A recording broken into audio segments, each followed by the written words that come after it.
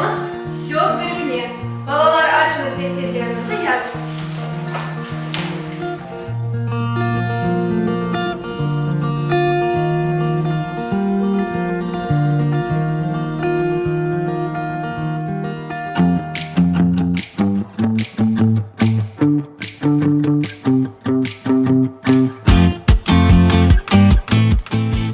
Gidiyor hayatım.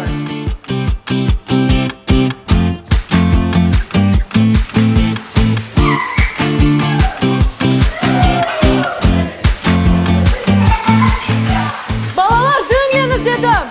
Balalar. Pek meraklı şey göstereceğim sizge balalar.